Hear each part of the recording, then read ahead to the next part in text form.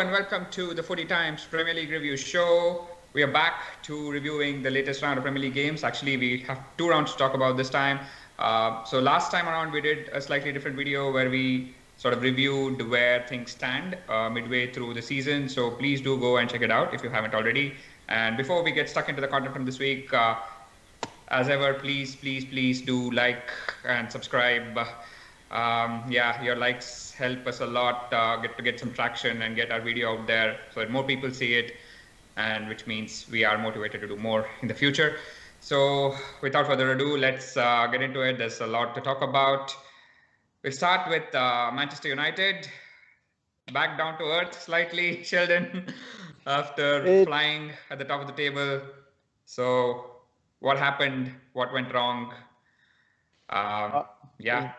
What happened? I guess we started playing like Man United back again. The last two games were extremely disappointing because we should have beaten. We played Sheffield United and Arsenal, obviously, and then Sheffield United. We should have beaten Sheffield United, considering it was like we were top of the table and we were playing the team that was bottom of the table, which I guess we were jinxed in that sense because the bottom teams just happened to they happened to play their best game against us, and we also didn't get the decisions didn't go in our favor as well. As you may know, the first goal that we conceded was a push by one of the Sheffield players on De Gea, and De Gea, didn't do any favors for himself either because he's not the best puncher of the ball when it comes to corners. One of the defender who ended up scoring was way higher than De Gea, was able to head the ball and stuff like that. So very disappointing. After so many years, you would expect De Gea to kind of remedy that part of his game. He still shows a lot of defensive frailties when it comes to punching the ball or even gathering the ball for that matter from corners. With that said, we did kind of almost come into the game with Maguire at the other end when Maguire decided to.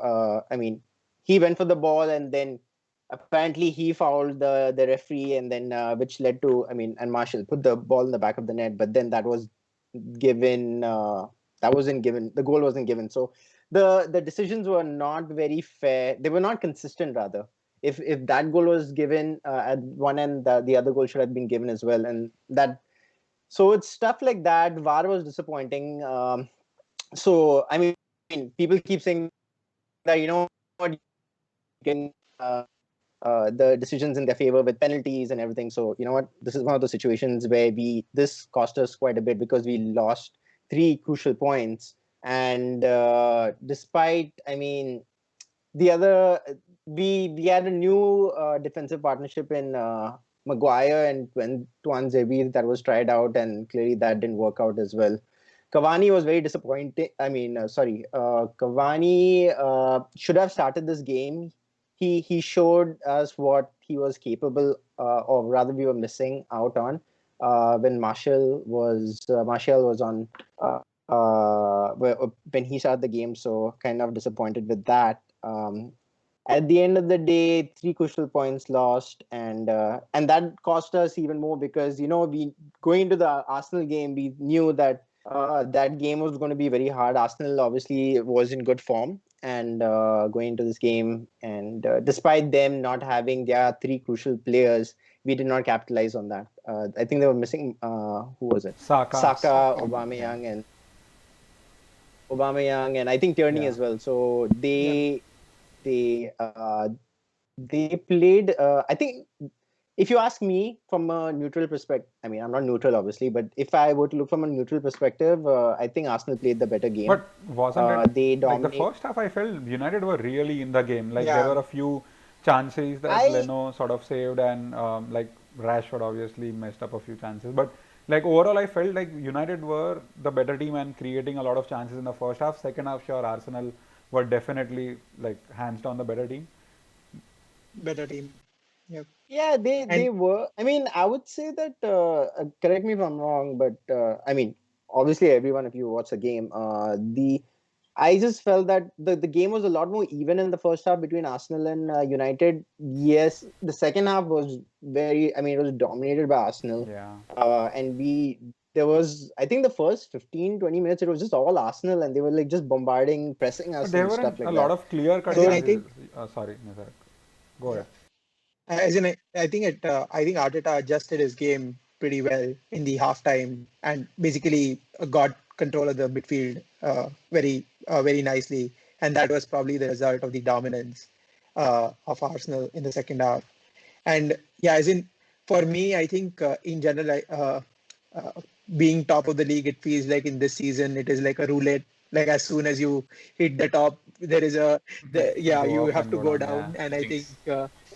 and with the Yeah, Sheffield game, I just felt that we couldn't sustain going behind. It had to fail at some point. As in, you can't just keep on going behind and expect coming to back. win. Yeah, and yeah, we have our strikers in pretty bad form in both games. As in, the goals have dried out.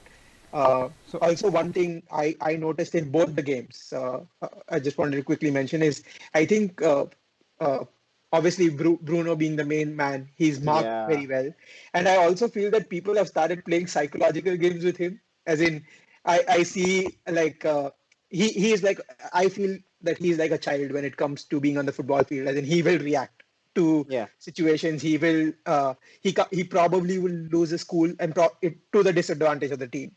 And I feel that like people are realizing that you can poke him, Wind them in up. Yeah. wind him up a bit and poke him and hope that leads to a dip in form or drop in concentration. And I felt that that was evident in both games, as in he was not very happy throughout the I game. And I think you make a really good point about Bruno. I think the fact that I think it started off with the Man City game against in the Carabao Cup. Since then, he's had like a dip in form. Even though he's still creating, he's still not. I mean, he set such a high bar with an assist and goal in practically every game he started for United.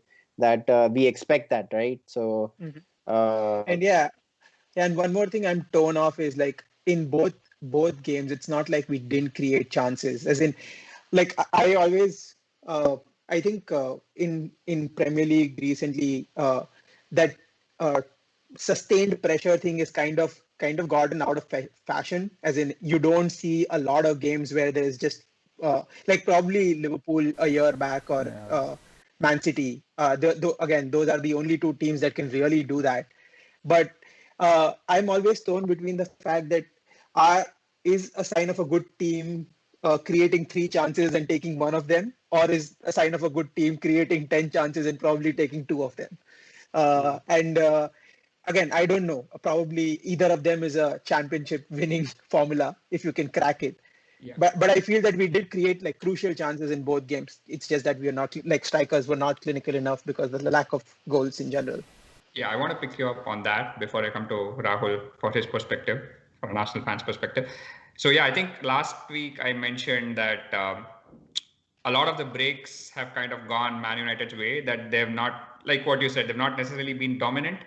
They've relied on moments and certain moments going their way and people stepping up. Some of the really good players that you have, attacking players stepping up and providing really moments Bruno of class. Pogba. So I did question whether it's sustainable, and maybe there is an element of that in the Sheffield game where something didn't go your way. Some of the VR decisions didn't go your way, and that did work out. And you mentioned what the sign of a champion team is. I would say over the course of a season, you probably still need to create a lot of chances, because you can't always rely on taking. If you're just creating one or two chances a game, you can't always rely on taking them.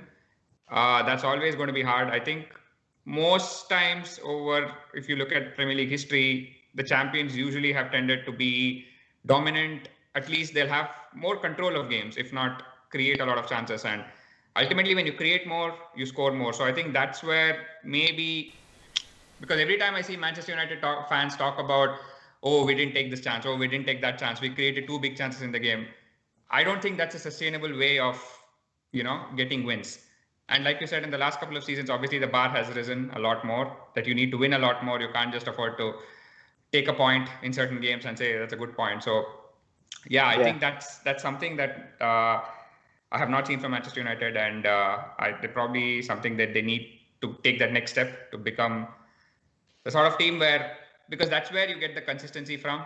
Otherwise, you can't always be relying on moments falling your way. So yeah, I guess I don't know if you feel differently. But I mean, that is true. I was actually just going to talk briefly about the Sheffield game, in which even though we lost the game, it wasn't like Sheffield played like really well. They played us off the park or something. It was like those moments in the game which we played absolutely crap. Like for example, De Gea didn't punch the ball, which led to the goal. On the other side, the second goal that we conceded was because we did not try clearing the ball like 3 times. The ball like kept hitting and it came back into the area. So it was like I don't know if that was even justified. It was something like that would happen like in a Sunday pub league kind of thing. So but that's the thing, right? So that's the thing. Again, with these kind of random moments will happen in football because that is the inherent nature of the game. So the way you control the randomness is by you try to minimize that by having as much of the ball and trying to create as many chances as possible, so that even if there are 1 or 2 random movements which go against you, you're still covered. And I think that's where the dominance aspect comes in. So that's probably where Manchester United need to, because you didn't create enough. That would be yes, there were moments where you didn't make the right defensive decision, or there were a couple of decisions which went against you. But do you think Man United created enough in that game? Were they on top of Sheffield like you would expect them to? They created, they had like 16 shots as compared to Sheffield United, which had 5 shots, and they scored 2 goals. But creation doesn't mean anything, right? We have talked about this in the earlier games, like our earlier videos. Like Arsenal created a bunch of chances, and they didn't create a goal for the longest time.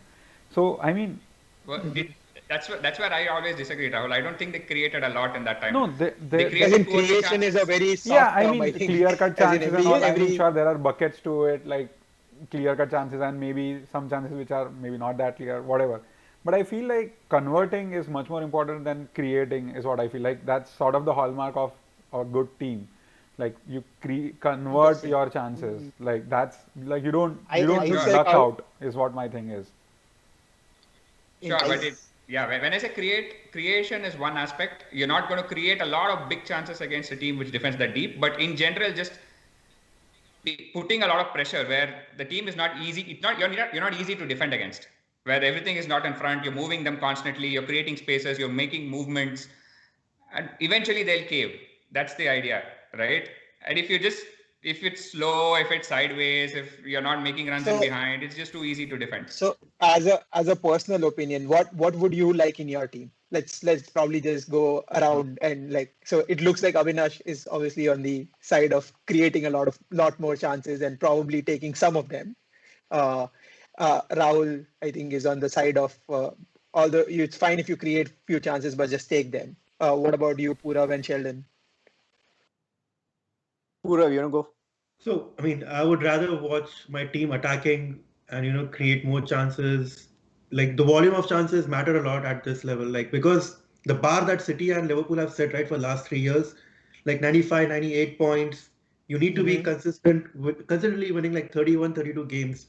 So as Avinash mentioned before, like to reduce the randomness of the season, you have to like create at least 7, 8 big chances. Hope that you luck out and score 2 or 3 goals, and even if you concede one, you have the backup, like of scoring on 1 goal. Like otherwise, if you're scoring if you're creating 2 or 3 chances, like teams like Atletico do, right? Then you need like a very resolute defense, like of 2 banks of 4, where you will concede goals, literally, and you can. That's a good point. You can just score off like 1-0. You can get those kind of wins, but I think the way the season is going, it's kind of we can't see that happening, right? So I feel like I would rather watch my team attack. And if it's like 0-0, if we lose few games, that's fine. But eventually, it will regress to mean. Interesting. Yeah, and I feel like I know where I see where Avinash where's Avinash coming from, and he comes from the fact that Liverpool play that sort of game. If you look at their records, the strikers are not very clinical. They get a lot of chances and then they make the best use of those chances. Sterling Now, is a as far classic as example from Man City. obviously, Sterling, yeah, he gets plenty of chances. He's not the most clinical, but then he's scored like an exorbitant number of goals. Now, here's the other thing. I feel it is important to create a lot more chances, just because if we are playing the league, and where goal difference plays a huge difference. So the more chances created, the more goals scored, and the better goal difference, which ends up playing a huge I difference. mean, So so yeah. there is a rough correlation between the number of goals you score and the number of points. If you see over the course of season, that's a accepted thing. I So see. yeah, so generally it comes down to that, right? Like even if you look at the United teams which used to win so many titles, they were that relentlessness and especially towards the end of games, if they needed a win, you couldn't get out. There was so Yeah. much pressure being put out here. That's what I mean. You may not always create chances where you're in front of goal or you're creating opportunities for taps. Just the pressure, and eventually there is only so much you can defend. Yeah, Mm-hmm. I agree. Do you guys think it's becoming easier to play against United in a way that you just play very compact, like mid Yeah. block, and then just take Bruno out of the game because he's the only one who was, at least for the last 1 year, right, who's been consistent throughout United's team. Because Yeah, Pogba is and still I finding think his form, he's still finding his touch. But I think if you take Bruno out of the team, if you take Bruno out of the equation, it's becoming yeah, easier to play against United. as in lack of wingers is surely an issue. As in, Yeah, so if Rashford and Martial are playing, both I can literally count on my fingers how many times they go to the byline and cross the ball. It never happens. Even with Cavani, like a striker like Cavani, who is be in the box, who is in the right place, it never happens. They always cut in and they just run into a bigger crowd of people. And Luke Shaw, to be honest, this season he has been the only outlet, and that just goes to prove my point that even it's considered to be old school, like just like a wing back or a full back running to the byline and crossing. I think it's still fairly effective, as in it creates that panic when you are behind the defense because you're looking in the wrong side and the ball is not in front of you. So I feel we definitely do lack that element in the game. And yeah, if teams are compact and the midfield is crowded, yeah, I think you can play a pretty effective game. yeah. It's and that nicely ties into what Avinash was saying. Then you have to rely on those moments where like moments of brilliance to unlock that sort of a system, and that fortunately has happened over time.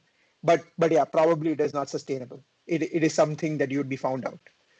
Yeah, on the point of I think more than wingers, it's the width, and width is not just crossing, and also it just stretches the defense, right? That's when you can open up gaps for other players to drop into space or run in behind, and that's essentially Pep's system is very well drilled in that way, where you're literally the pitch is divided into zones, and every zone needs to be occupied by a certain player, and that's the way you stretch the defenses and create the space required to But then score and create. United did do that against Arsenal. If you see the game, like if you see like a couple of chances that Rashford had, particularly where I think Cedric was sort of pulled in, and he was all alone, Rashford. So he had United did do those things where they were. I remember it was a sorry to cut you off, No, that's Rahul, fine. but I remember that funny incident of I think Ole shouting from the sideline that Martinelli is not going to Oh, track back. Just go ahead. and Like he was Martinelli comes back literally and telling Rashford to bomb through. yeah.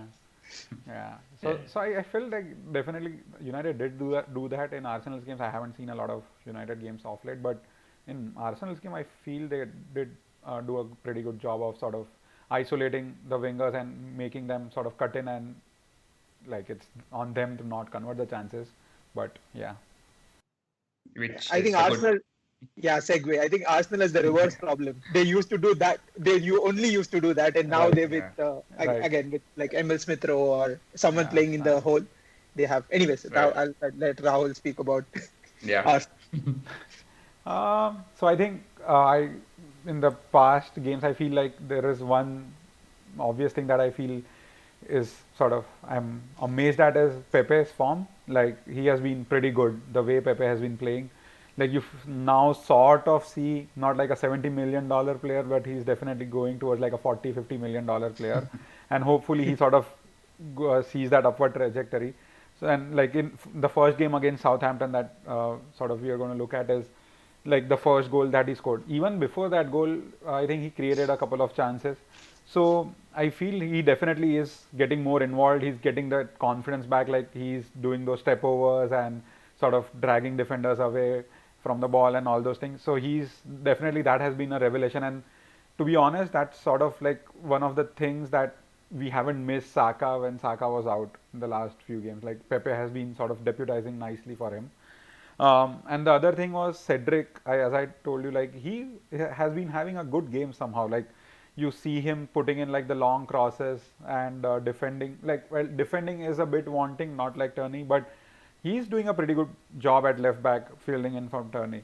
But anyways, so talking about like some of the things that you were saying, like at creating chances, like in the Southampton game particularly, it was amazing to see. Like particularly, I think the second goal that I think Zaka, Laka and Saka sort of combined to.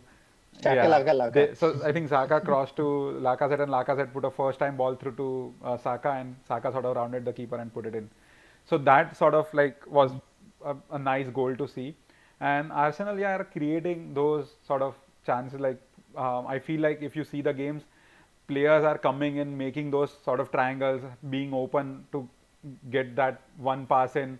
There is definitely a link up from like near Arsenal's box to the final third and sort of things.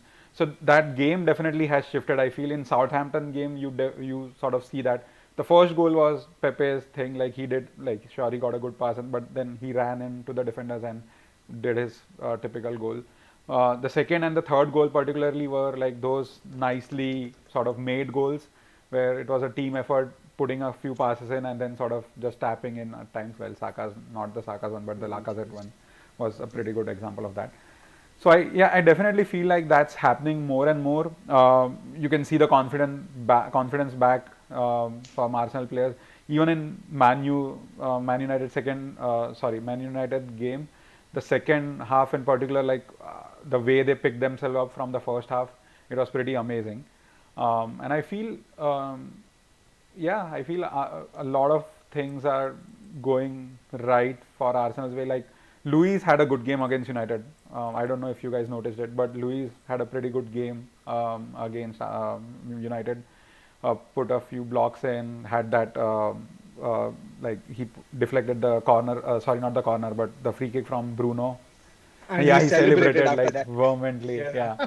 So definitely I feel like that's happening a lot. Like individual players are sort of coming up and playing.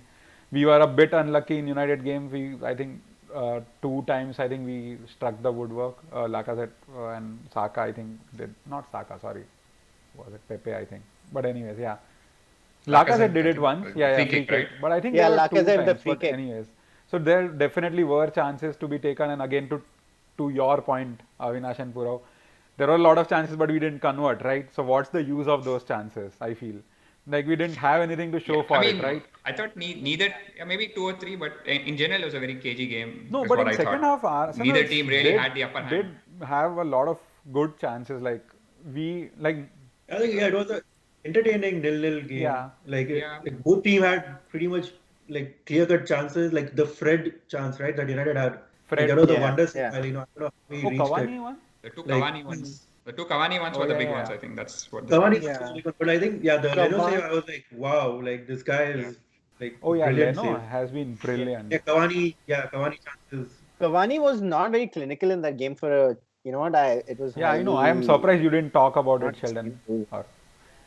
Yeah, well, you know what? Cavani can have an off day. So it's fine. This is the thing about Cavani, right? That's what he is. He's never been the most clinical. He always misses a lot of easy chances. He's a very good striker in terms of his movement and his link up and his intelligence, his work rate, but he's never been. He relies on volume, and obviously PSG. I mean, he was playing in a not so great league, and they created a lot of chances for him, which he was able to finish off quite a few. So his goal scoring record, when you look at it, is really good, but he's not the best when it comes to conversion. So anybody who thinks he's... But the chances that he had Cavani, was like, I mean... Yeah, those chances better. I mean, it just happened that Leno, like the header that he tried to... the headed goal attempt was actually pretty good. I thought he made really good contact. It's I'm talking about the tap in. No, like, it was the headed goal. There was one. I'm talking about the 2 yards, 3 yards out, and he couldn't sort of hit the target. And the second one was I think he did get it under Leno. Yeah, he did beat Leno in that, but he just didn't get it. He actually pushed towards Leno, and Leno was off the post. So he didn't have to put it to Leno. Like, he had to put it away from Leno, the first chance. Yeah, but he completely missed both of he missed Leno and the Leno had got a sort of a small sort of hand on the first chance actually. But anyways, it was not a good finishing from Cavani. Yeah, and not even the best decision making from Rashford for that matter. Oh my God, that is horrible. Didn't even take a shot. Like, I was like so surprised with that. Yeah. Oh, there was one chance in the first half, right? Yeah. Horrible. Like, how did he not score? He tried to do a Sterling, just try to dribble. Yeah. But Rashford does that, right? He offers this frustration, and like again, it's hard to judge players like not putting Salah and Rashford in the same bucket, but like I feel that even Salah has that element of frustration. You're like, okay, why would you do that? Why did you make that decision? But if you look at the end of the season, and if you look at the top goal scorers, you'll be right up there. So it is, and like given Man United striker, you have to give him the credit that his numbers are good. He is one of the reasons why United are where they are. So it's How would you, just while you finish your thought, I just want to ask you, what do you think of Laka versus Rashford? I think it's probably not a... It's not an apples comparison. Yeah. Laka and Martial are probably more comparable in that sense. Yeah. No, I'm talking about... Okay. But in terms of output, probably even Lacazette lacks that. Like the number 9 role, I feel, is a thankless role. You kind of will probably not have a lot of goals. I think Avinash has mentioned Firmino, or like if you play in that role, it's just that your coach would be very happy, but probably the fans would be like, he's there on the pitch, that's it. I mean, that seems to be where the game is going, right? So I was thinking about this the other day, that there's just the concept of a goal scoring number 9 is just not there anymore. Like, white players are the biggest source of goals. So that just that clinical finisher, right? Somebody who just gets half a yard in the box and bang, it's in the back of the net. Those kind of players just seem to be extinct almost. I think Greenwood is one of those who seems to be in that mold. Maybe even Calvert-Lewin, maybe, and Cavani. But Cavani, just that he's not as clinical as you would like. But anyway, on that note, I think we should move on. So Liverpool, on the other hand, are back. Purav, are we saying that? What changed? So what changed? I think we started scoring goals finally. Like, we got more chances. Like, and the form of Bobby, like Firmino, I think that's crucial. Like, he holds the key to the way we play, the way we move the ball in final third, the way we press.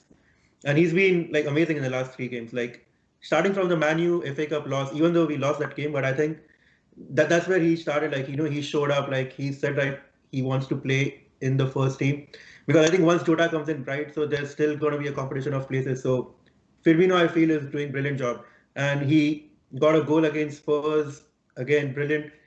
Trent, I think, was outstanding. He had like a pretty shaky last month, I would say.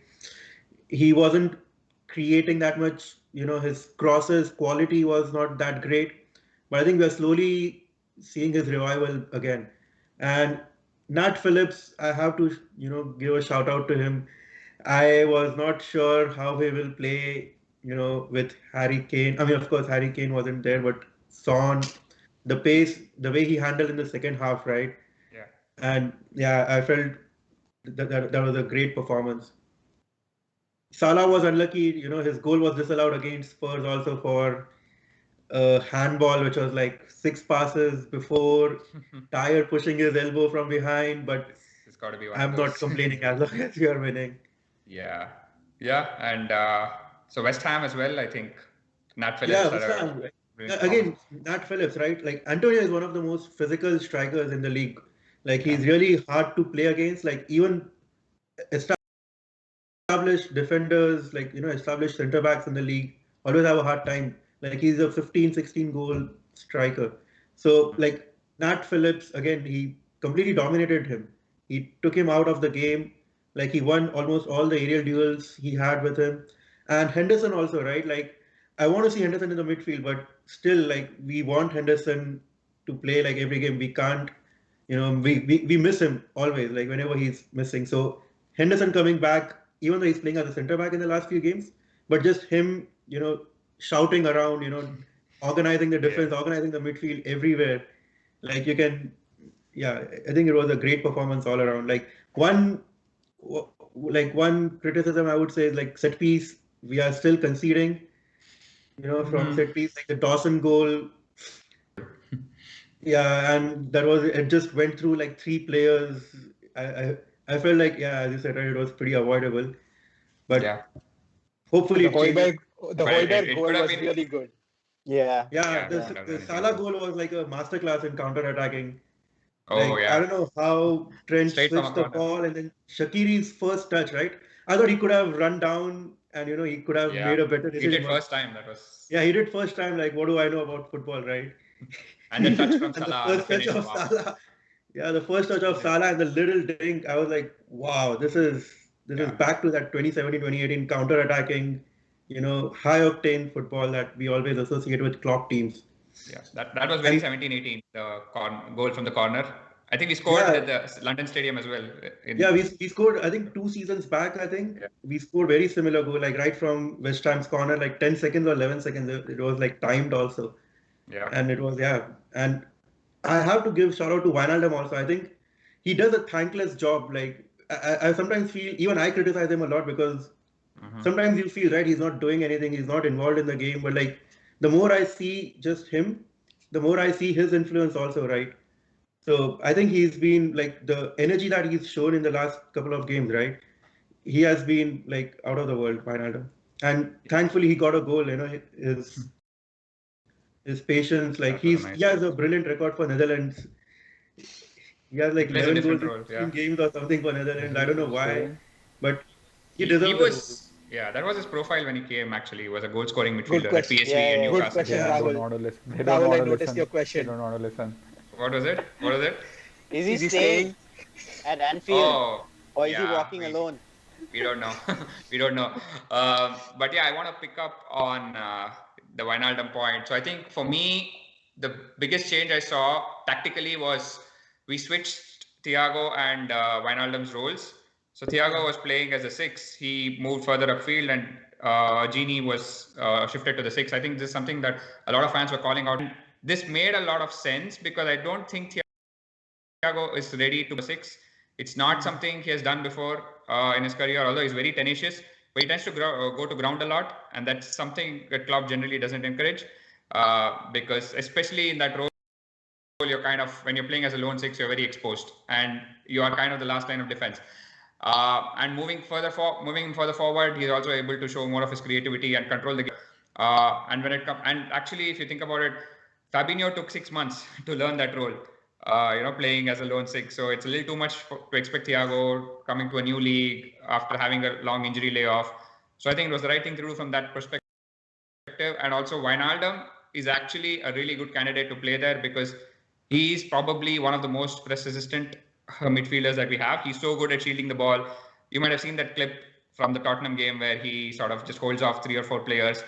And that is something he's often done. There was some similar sort of clips after the Barcelona game, that semi-final.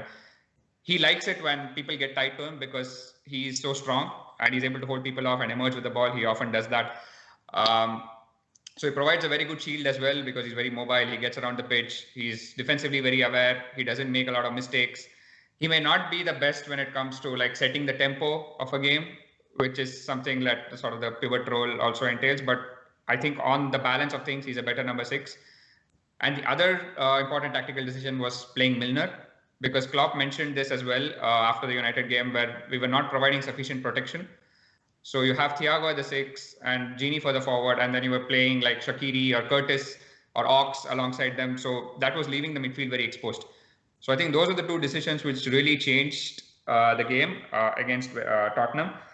And the other thing was, I think Tottenham actually played a little bit more open than I thought they would. It was actually the first few minutes were so end to end. Yeah. It looked like it ended 4-4 or something.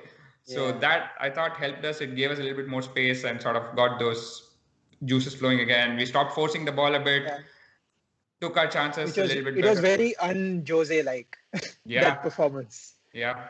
Although they did defend for periods, they probably realized that Liverpool are there for the taking, given a centre-back situation. So it was not wrong, but that's kind of what we thrive in. Because if you go toe-to-toe, and I don't think Tottenham, they're not even trained to do that. That's not how they play, so it's always going to be a bit of a risk. And I think West Ham we just sort of continued that momentum. Even though we didn't create a lot in the first half, it was very much under control. It seemed like clear tactic to not, to be more measured in our approach and not just go gung-ho and sort of make some changes. At 60, he brought on Curtis for Milner, and that sort of changed the game. He had, Curtis provides a little bit of drive where he picked the ball up, he dribbled and got Salah in, and of course then Salah's moment of brilliance just sort of broke the game open. From my perspective, it was first half, right? What does it feel for you guys to be Tottenham's bogey team? That's like, I think 3 seasons back to back, you guys have done the double over them. Yeah, and the Champions League final. Yeah. Biggest game. Yeah, I don't know. Are you guys doing something different, or you feel you guys have been set up differently? Because to beat Jose multiple times, it's I don't know, Pura, we want to take that. I mean, I think this specific game, right? Tottenham had like quite a bit of injury crisis. Like they had like rookie Joe Rodon playing. He had a decent game, but he made a mistake. He made a mistake. And I think the first game at Anfield, right? I think Spurs had like many clear-cut chances, and had they been more clinical, right, they could have buried it. So I mean, I wouldn't say we are a bogey team like for Tottenham, but Bobby, right, he has to score against Tottenham. Oh yeah, it's like both of fifth goal in that many games. Yet another away goal, I think. Yeah. I think in the first half, Avinash mentioned, right, like we didn't create that many chances, but I saw like we were playing a different formation. We were playing like a diamond against West Ham. Like in the first half against West Ham. Yeah, against West Ham. Like Shaqiri was playing as like that number 10. He was not really into the game. Like I felt in the second half, right, Klopp tweaked it a bit there. Yeah. Salah was more on the right wing, and Origi was playing a bit through the middle, and Shaqiri was kind of coming on the left wing sometimes. Yeah, I think there's just not enough movement in the first half is what I thought. Milner was the only one who seemed to be breaking lines. He did it a couple of times. And Klopp actually told him to run less in the second half. That's what they had a bit of a chat after he was substituted. We restricted West Ham to like 2 clear-cut chances. Like one was the Antonio chance in the, I think, start of second half. Yeah, just before. And that's it. The other was the set piece goal. So we did we defended really well considering all our injury list. Now we have 2 more defenders coming in though. Yeah, I want to bring in quickly on that. So we get some good news and some bad news. Matip is now out for the season. I mean, I don't know what to say at this point. I think you should say good news and expected news. Yeah, you guys got a defender because he was the last man standing, and maybe FSG didn't want to buy a defender because he was still there. Maybe that sort of nudged their decision to get this. Klopp was like, just get yourself injured. That is probably one way we can get some other players. Yeah, but not that badly. So that's the thing, right? He usually gets injured. We know that he doesn't play. He can play 2 games and then he's out for like 5 or 6 games. But to suffer another season-ending injury, it's just it's like that position is jinxed almost. But I mean, what do you think about the new signings, Purav? What do you expect from them? So, like, it's a good thing that both are kind of different profiles. So Kabak is pretty much, dominant in the air. He wins all his aerial duels. Ben Davis is like a left-footed, so he gives a different dimension on that. We didn't have a left-footed centre back yet, and he's pretty much, he likes to bring the ball, carries the ball from defense to midfield. That's the role Joe Matip did for us. He just sometimes goes on adventures like alone with the ball. So Ben Davis, like I feel he might not get, he might not be the first choice yet. I think Kabak will be preferred over Ben Davis, but I feel with Champions League games and the way our injury history is, right? He'll Even definitely Fabinho, we get see chances. like he misses odd games here and there. So there'll be games for everyone. Like if you're a centre back at Liverpool, you'll get game time this season But for sure. Avinash and Purav, you disappointed Rahul. You did not get Mustafi. No, but he did trigger those. He did trigger those, Yeah, right? Go he out. was key He did actually go for out. Yeah, unlocking he did that trigger those chance for transfers. goal. Yeah. So It was another Edwards masterclass. Like he Yeah. went to Schalke, he's like 18 million, and here is Mustafi's phone number. That yeah, is but it I was have no idea how we good managed trigger. to get him on a loan with an option, given that we had absolutely no leverage. We had no centre backs. Exactly. You were the ones who were desperate, and somehow he managed to come away with a loan deal. As I think, as we Like, talked about, maybe the not just player, one. You guys got two Yeah. centre backs too. Ben So Davis. Yeah, the other one was very opportunistic. I thought he had contract Ben Davies, so Ben he would have Davies, yeah. normally cost like 10 to 15 million because he's kind of been one of the best centre backs in the championship over the last couple of seasons. So again, yeah, he's just a recruitment department is. My only peeve is why didn't they not do this sooner? Why did it have to be, if such options were there on the table? Because that's all Liverpool fans were asking for. Get a short-term option, and nobody's asking you to go and get Upamecano for 50 million because we know it's not going to happen. So yeah, that's the only thing I have. And are you concerned though the fact that Kabak is coming from a team that is at the bottom of the Bundesliga and has conceded 46 goals in 19 games? Hey, they are going to take Mustafi.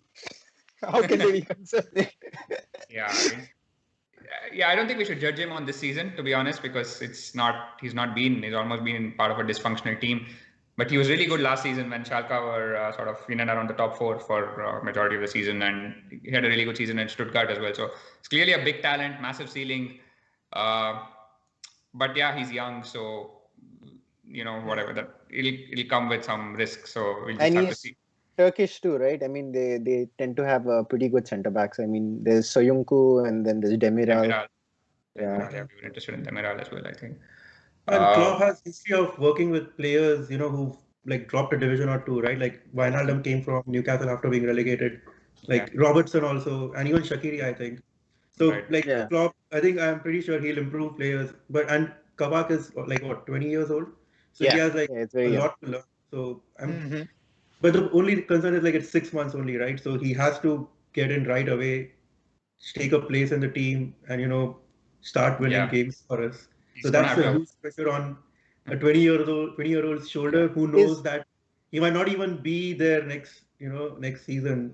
In his head, he's checked out of Schalke. You see his social media update. Sure. He's like, he's said his goodbyes, and he also said in his interview that he's looking forward to playing next year. So he seems confident. Exactly, and he has to hit the ground running, like you said. There's not much option. And yeah, so that for that reason, go ahead. Oh, lastly, sir, profile, you think he would do well playing alongside Van Dijk in place of Gomez? It seems like it. I think he does complement him a little bit. He's a bit more like Lovren. I think that's kind of been said. He's physical. It can be Van Dijk and anyone, and they would be fine. That is true. Van Dijk is pretty much everything. So anybody will compliment him in that sense. But yeah, he's more front-footed. He likes a duel.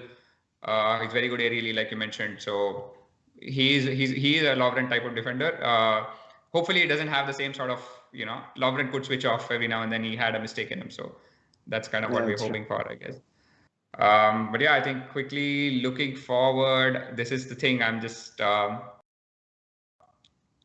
don't know about what you guys think. Do you think Liverpool are in the title race?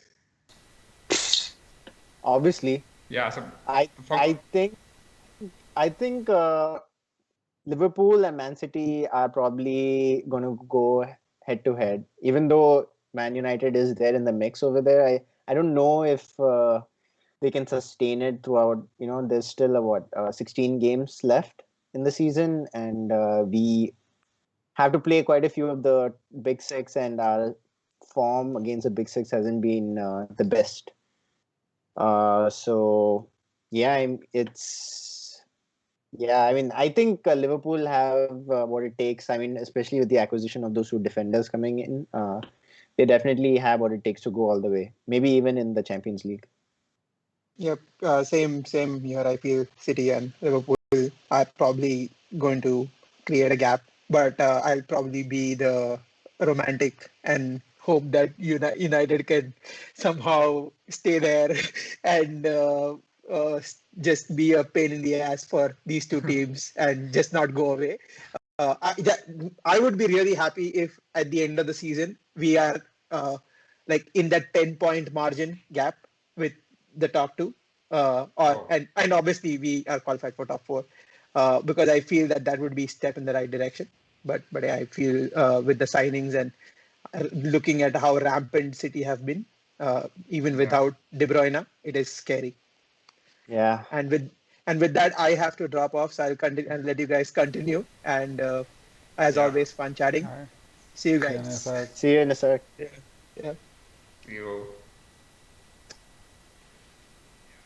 Yeah, I mean, I just want to pick up on that. Yeah, I think from my perspective, the centre back situation worries me. I think it's a crazy season. I think it's not nobody's going to run away with it. Even though Manchester City look like they could, from Liverpool's perspective, I think it's going to be up and down, because every game it's like who's going to be the centre back pairing, and because of that, you can't really say with conviction that we're going to get 3 points as we could at times last season, because we were kind of on autopilot. Everything was just flowing, and it was like, it was basically just on repeat game after game. So that's not going to be possible this season. So for that reason, I feel like it's going to be up and down. I don't know what you guys think, Rahul and Purab. I mean, Purab says Liverpool. Go ahead. No, I mean, I think the City game on the weekend, right? It's going to be a huge test, like, because one of Kabak or Ben Davis has to play that game. So it's like a audition for them, right? And it's an audition for team. Like, can they really win the league after that? If we lose, then I feel City are overwhelming favorites. But if we win that game, right, I feel we'll be right there till the last or the second last game. And who knows, we need a bit of luck on the way. Like, as Avinash mentioned, with injuries and all the other things outside our control. And we need City to falter also a bit, because right now no one can score a goal against them, it seems. So we need some other miracle on, some other teams like Burnley or some other teams, get a goal or get a win against, get a jammy win against Pep's team. And then... It sucks. Watford's not in the PL this year. Yeah, I think they have a run of games coming up after Liverpool, like Tottenham and Arsenal, is it? So that's probably where you'll be able to slip up. But traditionally they have done so that's good against Arsenal. So I mean, I wouldn't hold my breath. Yeah, we go. And I was actually hoping Rahul could do us a favor. No, I mean, I truly feel like Liverpool are still in the whole race. Some points. I feel they are still the best placed team to sort of take on City with even their defender crisis and all that's going on. I feel like, and I'm hoping that the curse of the top of the Premier League hits City and they falter. That's what I'm hoping. Like, and I would rather just see Liverpool, like on a very base level, I would rather just see Liverpool win the title than Man City win it. So. Oh, I beg to differ on that. Got one more. I mean, yeah, no United fan should want Liverpool to win the title, and I think the same goes for us. I would rather Man City win the league. I always find that surprising between City and Liverpool. Like, no, when was the last time? Sorry, when was the last time anyone has won the league back to back? I think City. City, yeah. Oh, it was City. 100 and 98 points. Mm-hmm. Oh yeah. That's when we missed out by 1 point. Yeah, it's yeah. Anyway, I think we should move on. I don't know. There's not much to discuss about City. They're just slapping all these teams, which we expect them to finish anyway. I think their tough run is probably coming up. And they have a lot of games. They have a couple of games in hand to make up, and I think they're going to be pretty much playing every midweek. They have a cup final as well in April. So there's still a lot of ups and downs in this season. I feel that's just the nature of the season. Quick word on Chelsea. The Tuchel era has taken off. They won on the weekend against Burnley. Burnley, yeah. Yeah. So, I mean, I know this Man City and Chelsea just seem to slap Burnley whenever they want, and only United and Liverpool seem to struggle against them. It's just one of those things. But yeah, what are you guys expecting from Chelsea? Do you think they can pose a threat for the top four? I don't think title is probably beyond them with the change in manager. Anything that you noticed from the teams? I don't know. I feel like Tuchel, I think he'll take some time to figure out what's his strongest 11, first starting 11 rather are. So I think this season will probably be a write-off for them. If they can make it to a top four, I think that'll be a huge success for them. Yeah, I don't feel. Yeah. I think Tuchel, yeah. You're saying something, Rahul? No, like I don't feel that they are going to be a top four contender, to be honest. Tuchel doesn't have enough time to sort of make the team work, and I feel the players themselves are not sort of there unless there is a very sharp turn of form from like all the players. I really don't feel like that German connection is going to count for much. It's my just two bets. That's kind of what they seem to be hedging their bets on. Yeah, I mean, the thing I noticed was there's a change in system from what I can see. Right? He's playing Hudson-Odoi as a wing back. Yeah. So I think that's the only thing I've sort of found interesting so far. I think we'll see more. We'll know more what he's trying to do tactically because I haven't had a chance to watch the games. So I think he's playing back three system, right? So Tuchel 2 clean sheets in the first 2 games. I think he has a decent foundation to build on, and like the attacking talent they have, right? I'll always fear Chelsea when they sack managers after that. They seem to find something, win a trophy. More. They seem to start, running more that they don't do before. So for me, I think Chelsea are still a threat for top 4. And Alonso, right? He's made for left wing back position. Like if you play a back three and if you have Alonso as a left wing back, right, he'll score 5 or 6 goals from there. And you can see that already, And as you said, right, Hudson-Odoi playing as a right wing back was quite interesting, I feel, because I think Reece James has been one of the better right backs this season. Yeah. So he has some injury issues, but still, Hudson-Odoi, he's a more direct PC winger. So to use him in that hybrid role, I felt was quite interesting. And it depends a lot on how Werner and how the Chelsea strikers adapt to Tuchel. There's just so many options, right? That's just I mean, if I were a manager, I'd just be confused. I think that kind of did for Lampard in the end. He was just chopping and changing constantly. He couldn't seem to decide on his best system or its best front three or whatever. So I think it'll be interesting. Yeah, I guess so. That should do us, I think. I don't, unless you guys have anything else, we can probably wrap up. Yeah. Okay. I think one last thing, right? I think Minamino also went on the loan, which was very, very surprising. I think that came out of nowhere. I was like, right, but it kind of made sense because he wasn't getting game times here, and I was reading Origi was preferred, over Minamino to stay in the squad. For one of the reasons was his defensive abilities, in the set pieces of the opposition team. He's the first guy at the near post, and he's one of the tallest guys in our team. So it was quite interesting that Klopp preferred Origi, even though we were looking to sell him for the summer window. But I hope he starts there under Ralph. He's in that same RB size system, right? So I think it should be easily, integrated in that team. Yeah, he was playing a very similar system at Salzburg. It's kind of the 4-2-2-2, where essentially the wide players are nominal wide players, but they drift inwards inside a lot, and that's where he was playing. He would take up pockets between the lines. I think that's how he played at Anfield, right? And that's kind of what got him noticed. Yeah. So I think physically he probably lacks a little bit to play at least that false 9 role for us, because a lot of tight spaces and just holding the ball off and holding defenders off. It's something he's always seemed to struggle with that. But let's really hope. But I think the fact that we refused a loan, an optional, option to buy? Option to buy, I think it's encouraging. That probably means that, we still see a future. I think on that note, we can wrap up. Thanks for joining us. We should be back hopefully next week. It's going to be another 2 games to review, right? So, yeah, we'll see you then. As ever, please like and subscribe. Once again, just a reminder, yeah. Thanks. See you next time. Bye.